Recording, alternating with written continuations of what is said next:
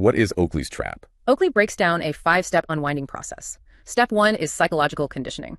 For over a decade, we existed in a zero interest rate policy environment, ZIRP.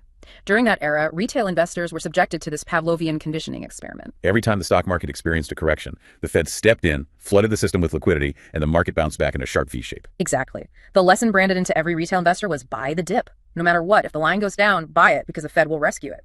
Which leads to step 2, how that capital is deployed. Retail investors aren't doing deep discounted cash flow analysis on individual companies. No, the 401k deduction comes out of your paycheck, goes into Vanguard, and automatically buys the S&P 500 index. But the architecture of that index is the crucial flaw. It is market cap weighted. That means the largest companies receive the vast majority of every incoming dollar.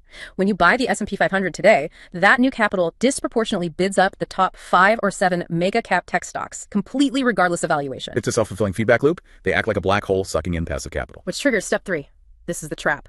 Corporate insiders and institutional funds look at the valuations of these mega cap tech stocks and realize they have detached from physical reality. So what do? They use this blind retail buying as exit liquidity. Meaning they are quietly selling their shares to you. Yes, they are locking in generational wealth by handing the overpriced bags to passive indexers who are blindly buying every 2 weeks. That is wild. It's an invisible wealth transfer. But what causes the music to stop? What is step 4? The trigger. Because these stocks have absorbed so much capital, their valuation multiples are priced for absolute perfection. They're trading at 30, 40, 50 times forward earnings. The algorithmic models assume exponential growth forever. So in an environment priced for perfection, any marginal deceleration in forward guidance shatters the model. The company doesn't even have to lose money. No, they can still be generating billions in profit, but if they announce growth is slowing from 25% down to 18%, the algorithms panic, which leads to step 5, the collapse. Oakley calls it violent multiple compression. I really want to pause and explain multiple compression because it is so misunderstood. People think a stock only crashes if the company goes bankrupt. That's not true, is it? Not at all. Let's use a math example. Say a tech company generates $10 a share in profit. Because of AI hype, investors pay 50 times those earnings to own the stock. So it trades at $500. A price to earnings ratio of 50. Correct.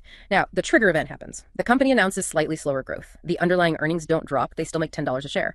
But the psychology shifts. Investors decide they are no longer willing to pay 50 times earnings. They decide fair value is only 20 times earnings. So you take that same $10 profit, multiply it by the new PE ratio of 20, and the stock is suddenly trading at $200. Precisely. The stock collapses by 60%, devastating retail investors who bought the top, even though the company is wildly profitable. That is multiple compression. It destroys wealth through the repricing of sentiment.